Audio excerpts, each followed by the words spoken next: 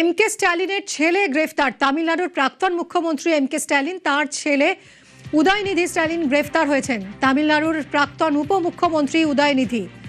মৈত্রেয়ী রয়েছে আমার সঙ্গে, আরো জানাবে। মৈত্রেয়ী, কি কারণে গ্রেফতার?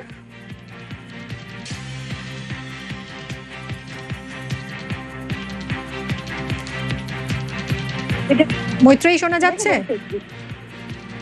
হ্যাঁ, কি কারণে গ্রেফতার হলেন উদয়নিধি স্ট্যালিনের বিরুদ্ধে অভিযোগ ছিল এবং তিনি তার পাবলিক র্যালি থেকে বেশ কিছু ডেরোগেটরি মন্তব্য করেছিলেন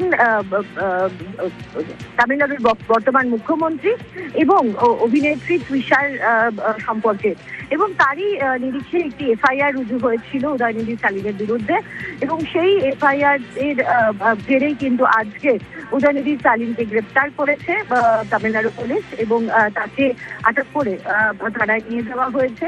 এবং যেটা মূল বক্তব্য, যে গত কয়েকদিন ধরেই কিন্তু তামিলনাড়ুর রাজনীতি সরগরম ছিল এই ধরনের সেক্সিস্ট রিমার্কস পাস করা নিয়ে, এবং সেটা নিয়ে কিন্তু একেবারে পাল্টা তর্ক সে সমস্ত চলছিল, পাল্টা যুক্তি চলছিল, কিন্তু কোনোভাবে কোনো মহিলাকে উদ্দেশ্য করে কিভাবে একটি রাজ্যের বিরোধী দলনেতা তিনি এরকম মন্তব্য করতে পারেন সেটা নিয়ে অনেক প্রশ্ন উঠছিল।